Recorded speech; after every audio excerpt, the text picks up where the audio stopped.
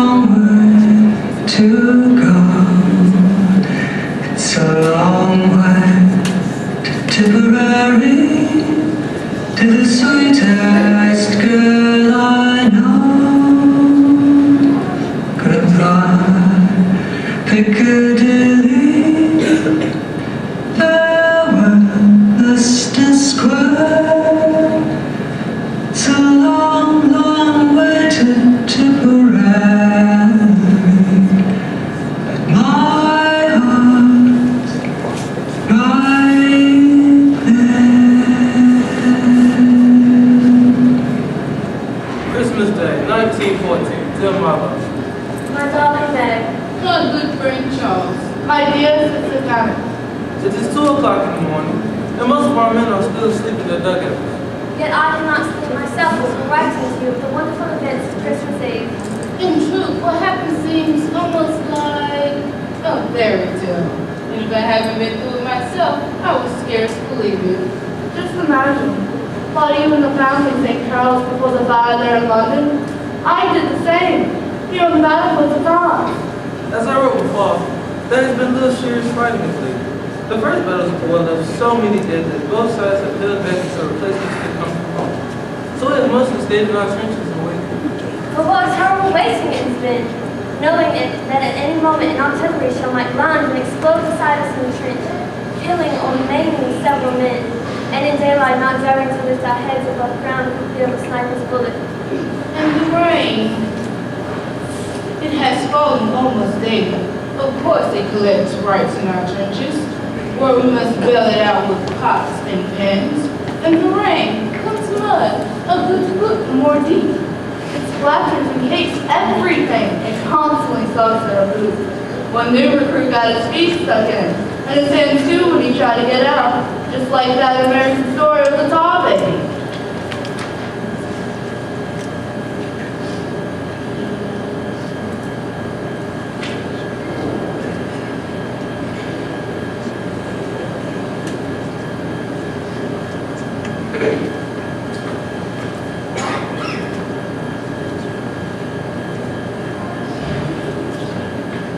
What's more, their first trench was only 50 yards from ours.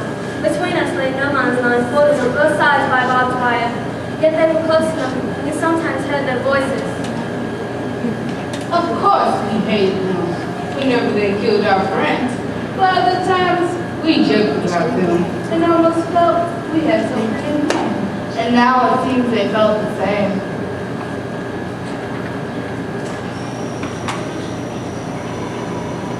Everything was tinged white with frost, while a bright sun shone over all. Perfect Christmas weather. During the day, there was little showing or rifle fire from either side. And as our darkness fell on our Christmas Eve, the shooting stopped entirely. Our first complete silence in months. We hoped it might promise a peaceful holiday, but we didn't count on it. We had been told the Germans might attack and try to catch us off guard. I never hoped to see a stranger, more lovely sight. Clusters of tiny lights were shining all along the German line, left and right, as far as the eye could see. What is it? I asked in bewilderment, and someone answered, Christmas Truce.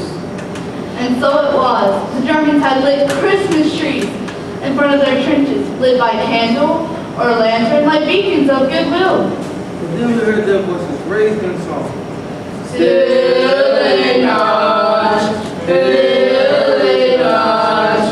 This carol may not yet be familiar to us in Britain, but one soldier knew it and translated Silent Night, Holy Night. I've never heard one lovelier or more meaningful than that quiet, clear night. It starts softened by a first full moon. When the song finished, the men in our trenches applauded. Yes, British soldiers applauded the Germans. Then one of our own men started singing, and we all joined in. The birds know well, the angels did say. In truth, we sounded not nearly as good as the Germans, but they'll find home. But they responded with enthusiasm close their own. Then began another. Oh, Tannenbaum, oh, Tannenbaum. Then we replied, Oh, come, all ye faithful.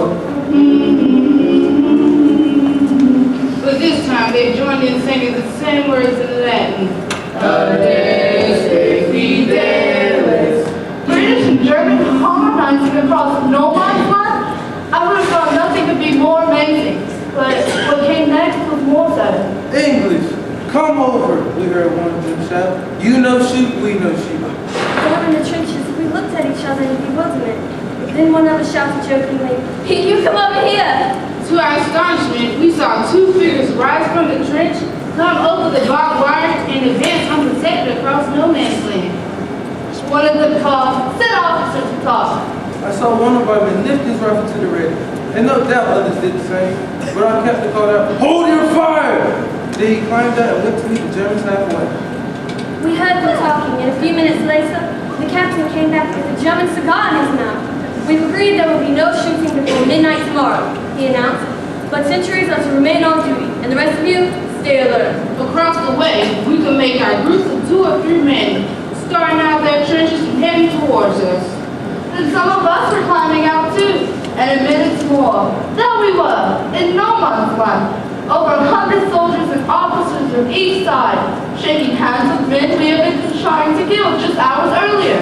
Before long, a bonfire was lit, and around it, we met British khaki and German dress. I must say the Germans were the better dressed with their fresh uniforms for the holiday. Only a couple of our men knew German, but more of the Germans knew English. I asked one of them why that was. Because many have worked in England, he said. Before all this, I was a waiter at the Hotel Cecil. Perhaps I waited on your table. Perhaps you did, I said, laughing. One of the Germans told me he had a girlfriend in London, and that the war had interrupted his plans of marriage. I told him, "Don't worry, we'll have you be basic. Then you can go back and marry that girl." He laughed at that. Then he asked if I sent her a birth card he'll give me later, and I promised I would. Another German had been in Warsaw at Victoria Station. He showed me a picture of his family back in Munich. His elder sister was so lovely. I said I would like to meet her someday. He beamed and said he would like that very much. And he gave me his family's address. Even those who could not converse could still exchange gifts. Our cigarettes for their cigars, our tea for their coffee, our corned beef for their sauce.